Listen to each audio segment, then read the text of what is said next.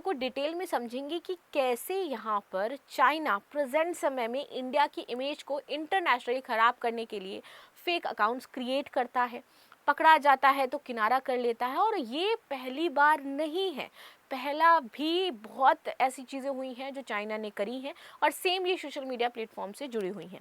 अच्छा, ये खबर आती कहाँ से है, कैसे पता चलता है कि ऐसा कुछ किया जा रहा है? तो बात हो जाती है सिंगापुर की। सपनों का शहर हम लोग कहते हैं, हम सभी एक बार सिंगापुर ज़रूर जाना चाहते हैं बिकॉज इतना सुंदर हो जाता है सिंगापुर। और भारत के साथ अगर मैं सिंगापुर की बात करूँ तो बहुत ही अच्छे संबंध हो जाते हैं।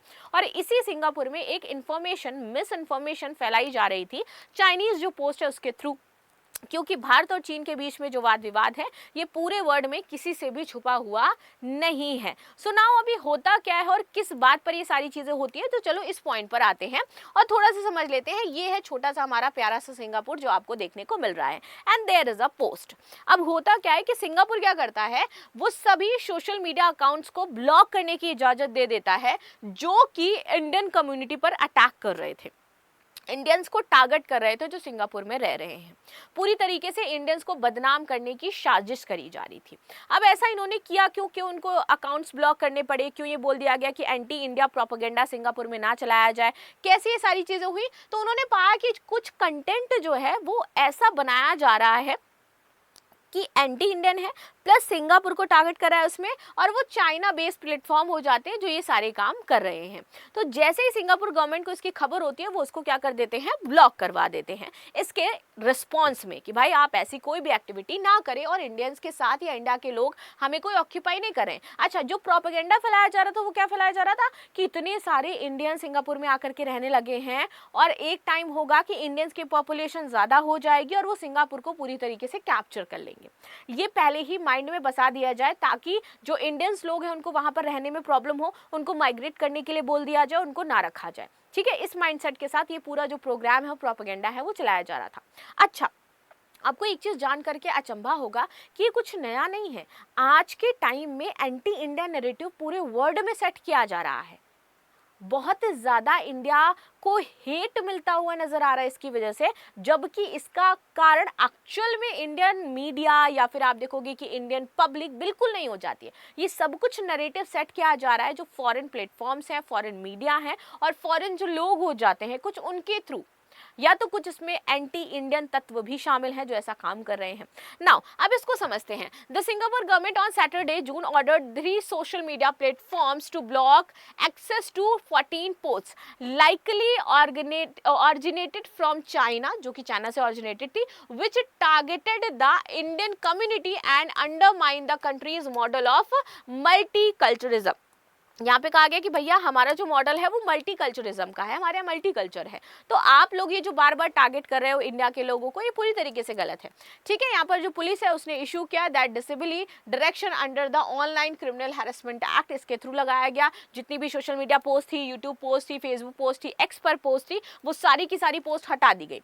अच्छा, at least 75% of Singapore's over 6 million population अगर मैं बात करूँ तो जो लोग वहाँ पर निवास कर रहे हैं दे आर from China, ठीक है, और 15% are mainly between 7 to 9% are Indian origin, the rest are the other international origins। तो ये पूरा का पूरा वहाँ का पॉपुलेशन का जो क्राइटेरिया है वो हो जाता है। अब चाइना को क्या लगता है कि सिंगापुर भी उसकी एक तरीके से जगह हो जाती है, जैसे वो अरुणाचल प्रदेश को कहता है, जो उत्तर पूर्व हमारा नॉर्थ ईस्ट हो जाता है उसको कह देता है कि इनका रीति रिवाज अलग है, ये हमसे मैच खाते हैं, ये हमारे ही लोग हैं। तो वैसे सिंगापुर के लिए भी वो दावे ठोकता रहता है कि भैया सिंगापुर में जो लोग रह रहे हैं वो हमारे डिसेंडेंट हैं, हमारे हो जाते हैं। तो इस तरीके से सिंगापुर भी हमारा एक तरीके से क्लोज है, पार्ट हो जाता है, इसको लेकर के वाद विवाद चलता रहता है। खैर, the direction requires the platform to take all reasonable steps to disable access by the Singapore users to post it added. Now आगे आ जाते हैं। सिंगापुर ने जब ऑर्डर दिया इन सारी चीज़ों को ब्लॉक कर दिया गया, लेकिन बात करते हैं कि क्या ये पहली बार ऐसा हो रहा था? क्या चाइना पहली बार इस तरीके के स्टेप ले रहा था? या चाइना इंटरनेशनली पहली बार इंडिया को ह्यूमिलेट कर रहा है, एंटी इंडिया प्रोपेगेंडा चला रहा है? तो नहीं, अगर मैं मणिपुर कॉन्फ्लिक्ट की बात करूं तो यहाँ पर रिपोर्ट्स हैं जो प्रूफ करती हैं कि किस प्रकार से जो मणिपुर में हिंसा हो रही थी तो चाइना ने इसको आग देने का काम किया है।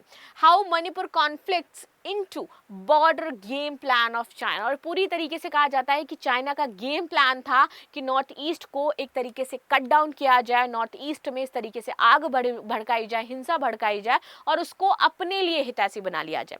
वो नैरेटिव सेट करता है एंटी इंडिया और वहां पे चाइना के लिए सॉफ्ट कॉर्नर डेवलप करने का ट्राई करता है कि चाइना अच्छा है, इंडिया खराब हो जाता है।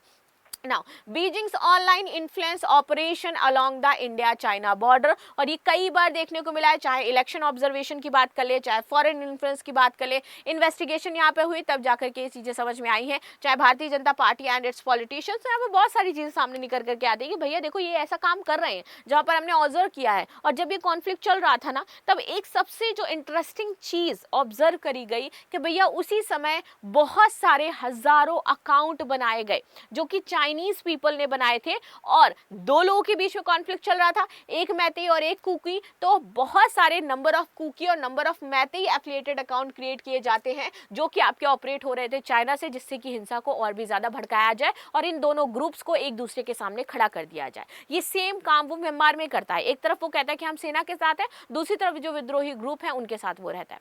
वो कभी भी नहीं चाहता कि अगर किसी नेशन में प्रॉब्लम चल रही है या फिर वो अनरेस्ट है तो वहां पर शांति आ जाए। वो टू फ्रंट से उस नेशन को एक तरीके से डिस्ट्रॉय करना और उसका यूज करने का हमेशा ट्राई करते हैं। तो यहाँ पर इंडिया में भी सेम यही काम इसने किया। कुछ अकाउंट्स कुकी के नाम से एफिलिएटेड बनाए और कुछ अकाउंट्स बनाए मैतेई के नाम से, और इन दोनों को आपस में भिड़ा दिया गया। और इससे डायरेक्ट रिपोर्ट में ये पता चलता है कि जब ये सारी चीजें एक्टिविटी हुई तो मणिपुर में हिंसा और भी ज्यादा भड़की थी। An article from the Australian strategic policy institution find that Chinese disinformation encourage violence in Manipur and attempt to influence India's election। और यहाँ पर ये इंडिया के इलेक्शन को भी इससे इन्फ्लुएंस करना चाहते थे ताकि गवर्नमेंट को वहां की गिराया जा सके। And that is the main reason, because भैया हमारा क्या हो जाता है, मणिपुर नॉर्थ ईस्ट का एक इंपॉर्टेंट स्टेट हो जाता है।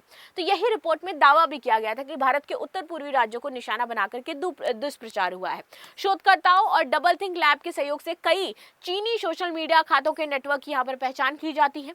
ये नेटवर्क विशेष रूप से मणिपुर में जाति तनाव का लाभ उठा करके भारत विरोधी और सरकार विरोधी नैरेटिव फैलाने वाले थे। अच्छा, अब ये जो छोटा चीन एक नैरेटिव चलता रहता है वो क्या हो जाता है, ये छोटा चीन नैरेटिव क्या है? तो देखिए, दुष्प्रचार अभियान में छोटा चीन की अवधारणा को बढ़ावा दिया जा रहा था। क्या कि भैया ये जो हमारा स्टेट हो जाता है ना, उत्तर पूर्वी राज्य जो हो जाते हैं, इनकी संस्कृति भारत से अलग है, सभ्यता अलग है, सारी चीजें अलग है, लेकिन ये मैच करता है हमारे चाइना से। लोग भी आप थोड़े से देखने में गोरे से, छोटे से, क्यूट से नजर आते हैं, प्यारे से होते हैं, तो इनका कहना था कि आप सभी चाइनीज हो, तो चीन के साथ अधिक इनके निकट संबंध हो और इसको ये छोटा चीन का दर्जा देते हैं और उत्तर पूर्व के बीच अविश्वास को बढ़ाने का ये प्रयास कर रहे थे।